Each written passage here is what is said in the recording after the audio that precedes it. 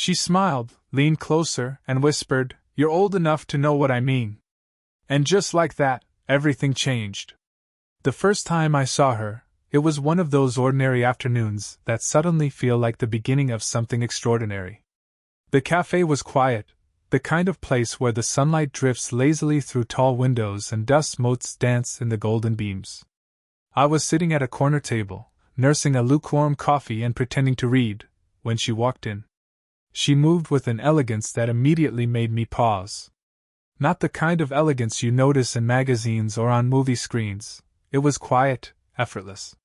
Her hair caught the sunlight in streaks of chestnut and gold, and she tucked a loose strand behind her ear with such fluidity that I caught myself staring, hoping she wouldn't notice. There was a subtle grace in her posture, the kind that comes from a life lived fully and confidently, and yet her eyes held a softness I couldn't quite place. I didn't speak. I couldn't. My chest tightened with a mix of awe and hesitation.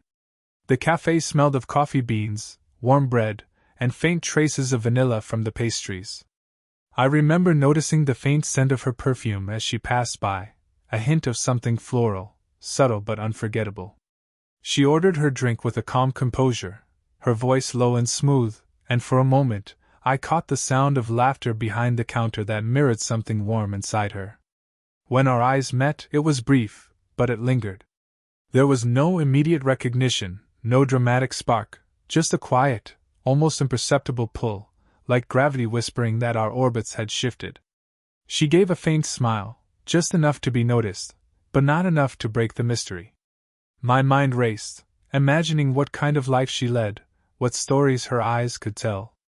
And then, as quickly as she appeared, she moved on, settling at a table near the window. I found myself unable to concentrate on the book in front of me. I watched her from the corner of my eye, fascinated by the small details. The way she absent-mindedly traced the rim of her coffee cup, the subtle movement of her shoulders when she laughed at something only she could see, the way sunlight highlighted the curve of her jaw. Everything about her felt deliberate yet unstudied, as if she existed in perfect harmony with the world around her. When I finally left the cafe, the city outside felt different, slightly warmer, slightly more alive. The memory of her smile, the curve of her hand, the quiet steadiness of her presence stayed with me. I walked slower than usual, my thoughts tangled in a mix of admiration, hesitation, and that peculiar ache that comes when you meet someone who feels like a story you've been waiting to read.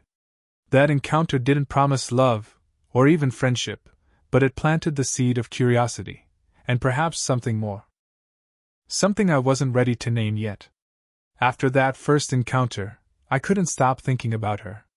It wasn't just her elegance, or the quiet way she carried herself, it was something deeper, something unspoken in the way she held her gaze, even for a fleeting moment. And then, by some twist of chance, or maybe fate, I saw her again. This time, it was in the same cafe, the same late afternoon light spilling across the tables like a quiet blessing. She noticed me almost immediately, though she didn't approach. Instead, she gave that faint, knowing smile, the one that made my stomach tighten and my chest feel heavier in the best possible way. I felt a mix of anticipation and nervousness. When I gathered the courage to sit closer to her table, my voice faltered, my words clumsy, but she didn't seem to mind. "Reading the same book again?" she asked, her voice low, warm, carrying a familiarity I hadn't earned yet. I swallowed, trying to keep my tone casual. "Yeah. I guess I keep coming back to it." She nodded, her eyes studying me for a moment longer than necessary. There was a subtle curiosity there, a flicker of interest that made me both nervous and emboldened. "Some things are worth revisiting," she said, with that small, teasing lift of her lips that made me aware of every tiny movement in her face. We started to exchange small remarks at first, comments about the weather, the changing leaves outside, a shared joke about the cafe's overly complicated pastry menu. And yet, even in these small talks, something deeper began to emerge. I noticed the way her hand brushed against mine when passing the sugar, the faint brush of her hair when she leaned to reach for her drink, and the subtle warmth that lingered long after the contact. It was not flirtation in the obvious sense, it was intimacy, slow and deliberate, building in layers. There was an unspoken rhythm to our interaction, a push and pull that made every word, every glance, feel loaded with meaning. Her teasing comment, "You're old enough to know what I mean," left me stunned, not because of what she said, but because of how she said it. A playful whisper of challenge, layered with something I couldn't yet name, made me acutely aware of the tension simmering between us. Walking away that day, I felt both exhilarated and conflicted. My mind replayed every small gesture, the tilt of her head as she laughed softly, the way her eyes lingered just a fraction too long on mine, the quiet way her presence seemed to expand the space around me. It was impossible not to notice the contrast between her calm self-assuredness and the effect she had on me, a younger man who thought he understood desire, only to realize how little he actually knew. By the time I got home, the memory of her laughter and the warmth of her fleeting touches stayed with me. Each encounter was a layer, building slowly, deliberately, like music rising softly in a room before the first note becomes unmistakable. I knew I was becoming entangled in something I didn't fully understand yet, a connection that went beyond words, beyond social norms, and into something quietly, irresistibly magnetic. And in that awareness, I realized, this wasn't just curiosity anymore. It was something far more complicated, far more delicate. Something worth exploring if I dared. It wasn't long before our brief encounters began to feel like small lifelines in the rhythm of my ordinary days. What started as casual smiles and fleeting glances slowly evolved into conversations that lingered a little longer, silences that felt comforting rather than awkward. I realized that I was learning more about her, not just the surface details, but the quiet, subtle things that made her who she was. The first time she let me in, even slightly, was on a rainy afternoon. The cafe was nearly empty, the windows streaked with drops that blurred the world outside into impressionistic shapes. She sat across from me, a worn notebook open in front of her, pen poised but idle. For a moment, we simply watched the rain together. Then, without warning, her voice broke the silence. "I'm not very good at small talk," she admitted, a trace of vulnerability in her tone that caught me completely off guard. She tucked a loose strand of hair behind her ear, her fingers trembling ever so slightly. "I usually just observe." I smiled softly, leaning in just a fraction closer. "Observation isn't bad," I said. "Sometimes it tells you more than words ever could." She looked at me then, really looked, her eyes holding a quiet surprise that she hadn't expected me to respond so easily. And in that moment, the age gap, the societal judgments, and my own hesitations felt distant, almost irrelevant. It was just her and me, two people leaning into a fragile, tentative trust. We spoke then, tentatively at first, about things that weren't usually spoken aloud, childhood memories, regrets, small failures that felt too heavy to share with most people. Her voice was low and steady, and I noticed the subtle ways she used her hands when she spoke, gestures that made her words feel more intimate. At one point, her hand brushed mine across the table, not intentional, perhaps, but electric all the same. The warmth lingered, and I felt a soft flutter in my chest that wasn't just nervousness, it was something deeper. She laughed quietly at one of my stories, a soft sound that seemed to settle around us like a warm blanket. I realized that in her presence, I was less guarded, less self-conscious. The things I usually kept tucked away, the doubts, the insecurities, suddenly felt lighter. There was no pressure, no expectation, only the quiet acknowledgement that two people could meet and, for a little while, understand each other in ways the world rarely allowed. By the time we parted that day, the rain had slowed to a drizzle. She adjusted her coat, smiled that faint, knowing smile, and said softly, almost to herself, "You're easy to talk to." It was the first time she had allowed me this close, even emotionally. The warmth of her presence lingered long after she left, settling in my chest, mingling with curiosity, and something I hadn't yet named but already felt with intensity. That afternoon marked a turning point. We were no longer strangers drawn together by chance or fleeting attraction, we were two people daring to share the fragile edges of ourselves. And with that, a slow, delicate thread began to weave between us, unspoken yet unbreakable, pulling us closer into a connection neither of us could ignore. The way our conversations evolved over time was subtle, almost imperceptible, but I could feel the shift. What had once been fleeting glances and cautious smiles now carried a quiet intimacy, a magnetic pull neither of us dared to name aloud. It was in these small moments that our connection deepened, and the slow burn of desire, gentle, tentative, and entirely YouTube safe, began to make itself known. It happened one evening during a quiet walk through the park. The air was crisp with the scent of fallen leaves, tinged with the faint sweetness of damp earth. She wore a light coat, her hair catching the amber glow of the street lamps, and I realized for the first time how aware I was of every subtle movement she made. There was a rhythm to the way we walked side by side, our steps falling into an unspoken harmony, and I noticed how close we seemed without intending to be. When she shivered slightly, I instinctively offered my scarf. She hesitated for a fraction of a second before draping it around her shoulders. As our fingers brushed during the exchange, a warmth spread through me, a quiet shock that was more emotional than physical. I could feel the soft fabric against my palm, the subtle weight of her hand, the delicate curve of her wrist, small gestures that somehow carried more meaning than words ever could. We found a bench and sat down, leaving a gentle space between us, yet the proximity alone was electric. At one point, she leaned forward slightly, brushing a stray strand of hair from her face. Her fingertips grazed my arm, light and fleeting, and my chest tightened in response. It wasn't bold or obvious. It was the kind of touch that lingers in memory, carrying with it curiosity, longing, and an unspoken question of what might come next. Her eyes met mine, and for a moment, the world seemed to shrink until there was nothing but the two of us, the soft rustle of leaves, the distant hum of traffic, and the warmth of shared presence. She didn't speak, she didn't need to. That single brush of hands, the subtle tilt of her head, the faint rise and fall of her chest as she breathed, communicated more than any conversation could. As we stood to leave, our shoulders brushed lightly, a contact so brief that it almost felt accidental. And yet the memory of it, the warmth, the closeness, the awareness of each other's presence, stayed with me long after we parted ways. I walked home with the quiet realization that these small touches were changing everything. The emotional intimacy we had built was beginning to manifest physically, subtly, and tenderly. That evening, I understood something vital. Affection doesn't need grand gestures. It thrives in the gentle touches, the lingering glances, the near misses of hands brushing. It grows in moments that seem trivial to the world but monumental to the hearts involved.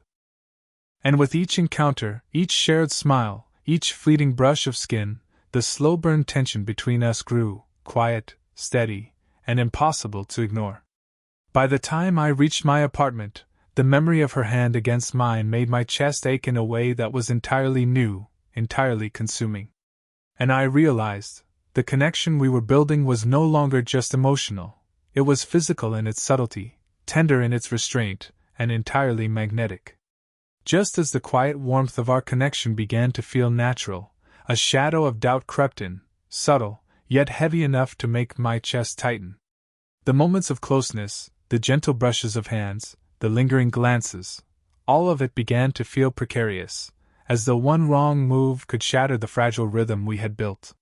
For the first time, I realized that this attraction was more than curiosity. It was real, and with it came hesitation, fear, and a nagging sense of social expectation. It happened one evening at the cafe, the same place where we first noticed each other. I arrived earlier than usual, hoping to claim our familiar corner, but she was already there. She looked different somehow, distant, guarded.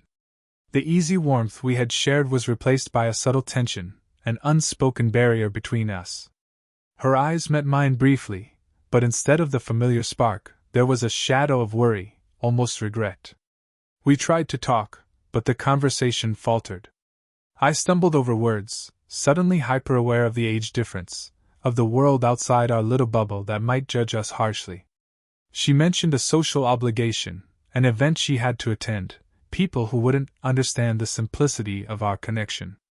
Her tone was polite, careful, yet tinged with an edge I hadn't heard before.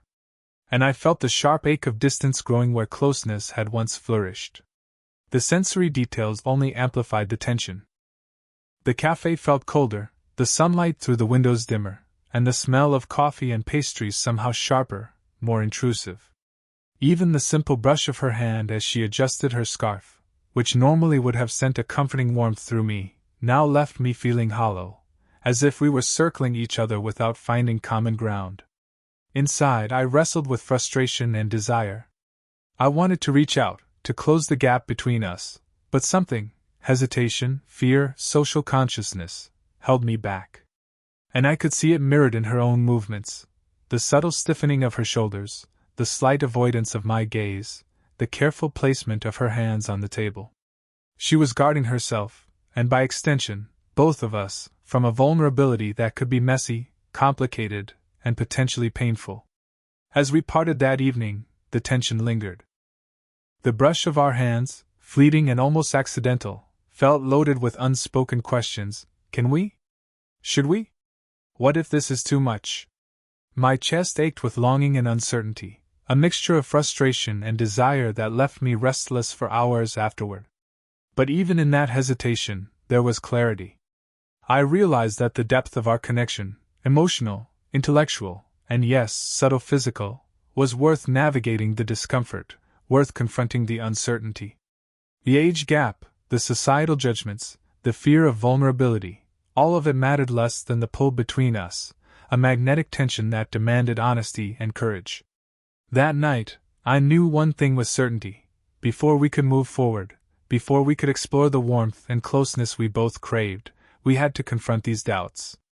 And in that confrontation would lie the turning point, the moment where hesitation gave way to clarity, and the slow burn romance would finally ignite in earnest.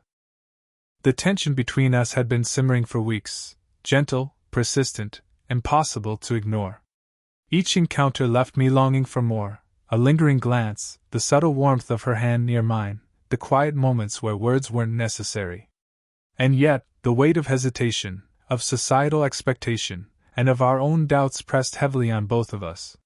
Something had to change. Something had to be said. It happened on a quiet evening, the city outside soft with the glow of streetlights. She had invited me to her apartment under the guise of discussing a book we both enjoyed. But the air between us felt charged, thick with anticipation and unspoken emotion. As soon as I stepped inside, I noticed the faint scent of her perfume, floral and understated, wrapping around me like a gentle embrace. The soft hum of her music, low and warm, filled the space and seemed to echo the rhythm of my own heartbeat. We sat on the couch, a respectful distance between us, yet close enough that the warmth of her presence was undeniable. I could see the tension in her posture, the slight hesitation in the way she placed her hands on her lap. And then, for the first time, words tumbled from both of us, not carefully measured, not guarded, but honest. "I've been wanting to say something," I started, voice slightly trembling.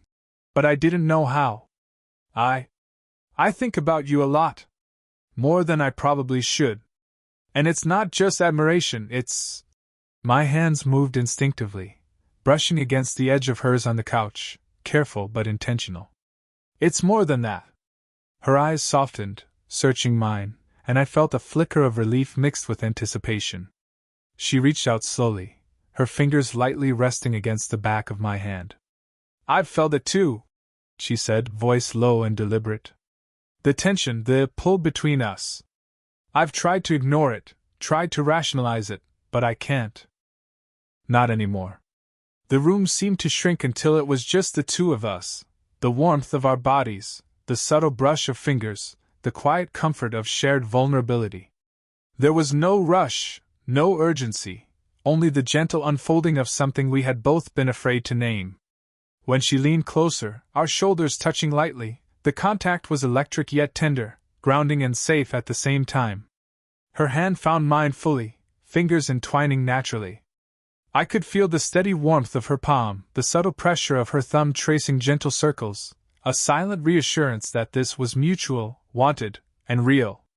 My chest tightened, not with fear, but with relief, anticipation, and an aching tenderness I had never known before. We didn't need more than that. The confession, the touch, the shared acknowledgement of desire and care, it was enough. In that moment, the barriers we had built around our hearts began to crumble. We leaned into each other slowly, deliberately, the subtle intimacy of proximity replacing any words left unsaid. For the first time, the age gap, the social expectations, and our own hesitations felt secondary to the undeniable connection we had nurtured. The slow-burn tension had finally reached its peak, transforming into warmth, trust, and the tender beginnings of love that felt patient, respectful, and entirely profound. The days after our confession were quietly transformative. The tension that had hovered between us like a fragile thread was replaced by something soft, steady, and reassuring. Every glance, every small touch, carried an unspoken promise of understanding and acceptance. We didn't need grand gestures or declarations. What mattered was the warmth that wrapped around us in the everyday moments, tender and patient. One morning, I found myself walking to meet her in the park where we had shared so many conversations, the autumn leaves crunching gently beneath our feet. She was already there, seated on our usual bench, her coat wrapped snugly around her, her hair catching the sunlight in golden streaks. When our eyes met, she smiled, not teasingly, not with hesitation, but fully, a quiet acknowledgement of the bond we had built. We sat together, shoulders brushing lightly, hands occasionally meeting and lingering, each touch deliberate yet gentle. There was a comfort in our closeness, a recognition that no words were necessary to convey how much we meant to each other. The world moved around us, a blur of passing strangers and distant laughter, but we existed in a bubble of shared warmth and quiet intimacy. She leaned slightly against me as we talked, and I became acutely aware of the subtle rhythm of her breathing, the steady rise and fall of her chest against mine. Her head rested lightly on my shoulder, and in that simple act, I felt a profound connection, a sense of trust that went beyond the fleeting excitement of attraction. Our hands intertwined naturally, fingers lacing together in a comfortable, unhurried embrace. We spoke softly about small things, the book she was reading, a story from her childhood, the changes in the park with the seasons, but beneath the words was a deeper conversation, one that needed no articulation. Every glance, every brush of fingers, every shared smile was a reaffirmation of the emotional intimacy we had painstakingly cultivated. The age difference that had once felt like a barrier now seemed irrelevant. It was no longer a source of hesitation or doubt, but a quiet testament to the richness of our experiences. Her life, full of wisdom and grace, complemented mine in ways I had never anticipated. And I realized that what we shared was rare, a connection that honored both our pasts and our present, gentle yet undeniable, patient yet magnetic. As we finally rose to leave, she slipped her hand fully into mine, the warmth of her palm a quiet anchor.